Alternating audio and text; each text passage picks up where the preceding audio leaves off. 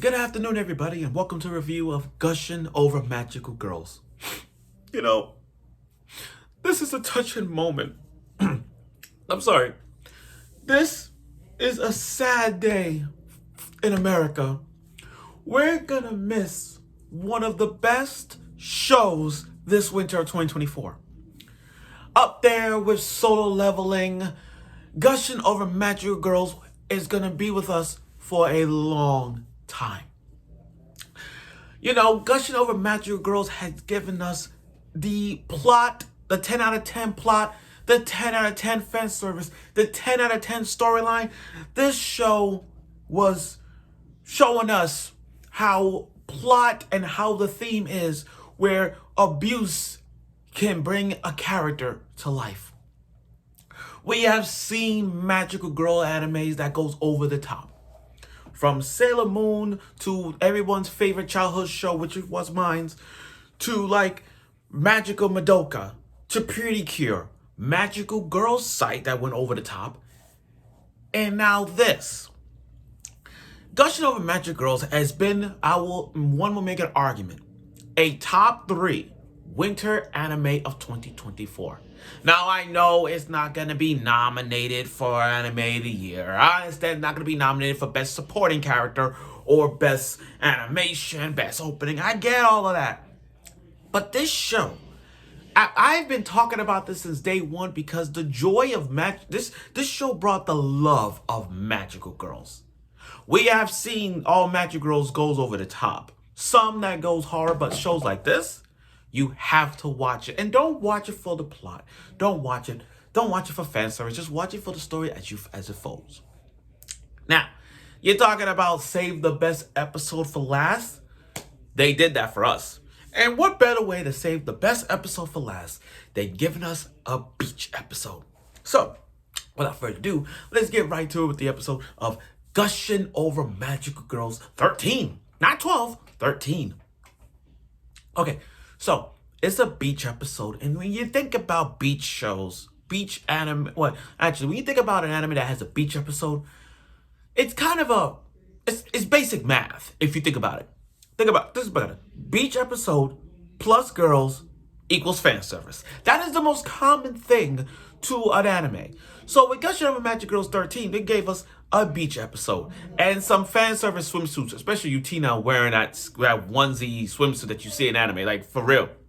For real. You got to see that onesie thing. And Kiwi's into it.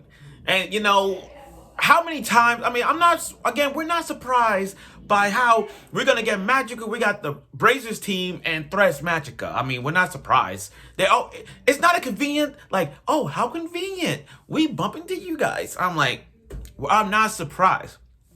Now, I do love Kiwi and Sulphur's, the Yellow Magic Girls rivalry.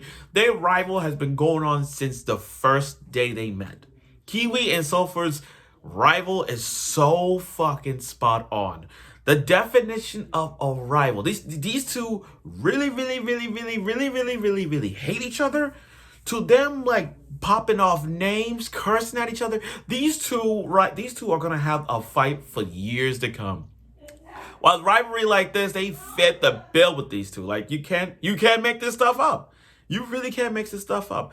Now, the pink one, the pink magic girl, Magenta, I like her. Personality-wise, she just loves hanging out with Alice. She's like another child, like a sister, a little sister that she had with the 3 triplets. But she just loved hanging out, making all children happy. That sort of thing. Now,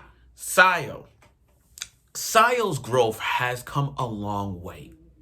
For weeks and weeks, episode by episode, we have seen Sayo at her moment when she's failing. Everyone else has developed a lot, and Sayo's been not the developed part of it. Throughout her L's against Magical Brazers, she finally embracing her development, especially her with Brazier. Now, Sayo and Utina, they have this. They've been going at it since the first episode. Ever since them, it's just every time we see Brazier against Sayo in a match, it's always Sayo's L. Never once has she got the W out of this, as always.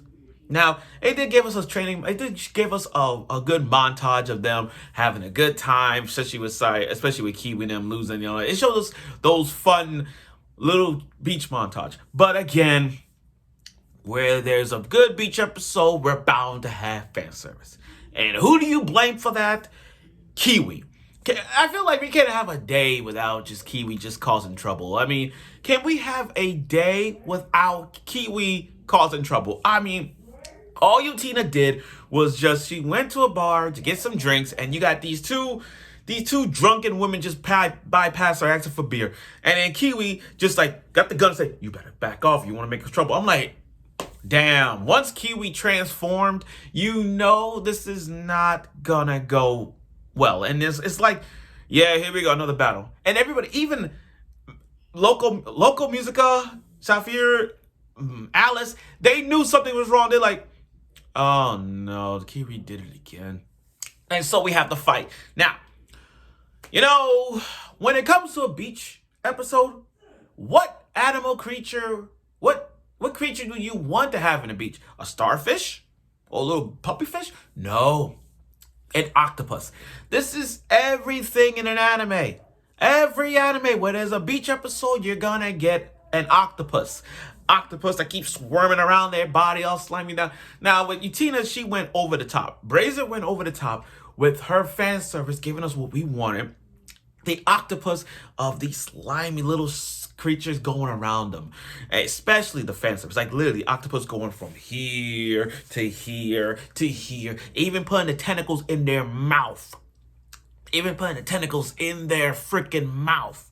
And Sophia had it worse. The yellow magic girl has it worse because she hates octopus. Now you see the fear in her. You see the fear tying up, and they going over the top. Not only putting tentacles down to where, wrapping around her nipples, but also in her mouth. And it's like, this is like tentacle porn. And like, come on, you see this in hentai. When you see tentacles wrapping around them so freaking hard. Like, come on, don't sit there and say you watch hentai and see tentacles like that. And don't sit there and you see animes that has those kind of like tentacle thing going on. Don't sit there and lie, because I know you do. Now, Sayo. So we got to see Sayo transformation. Last week they didn't give us a glimmer of it, but not last week, I think about 2 weeks ago, they gave us that little glimmer of hope to show us. Now, this one, they gave us what we wanted. They show us Sayo's transformation. Like how in Sailor Moon you see them transform? That's what they did for Sayo. They showed us Sayo's transformation, how she transformed into that maid shrining thing. And she's busted. From the development she had in her training arc to the losses she had with Magical Brazier, she finally stepped up her play. Now, in her battle, it's like she is tough as nails, but she's keeping all that pervertedness in the inside. Mentally, she's keeping it on the inside. Like, she's serious, but in her mind, all of the abuses that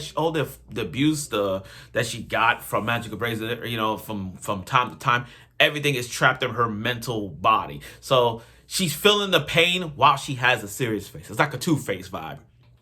So again, the fight was good, no question about it. Especially that moment where all 5 of them got at Sayo and she just dealt the pain. She loves pain on the inside, and you got to see that. Now, the nighttime, let me just say this.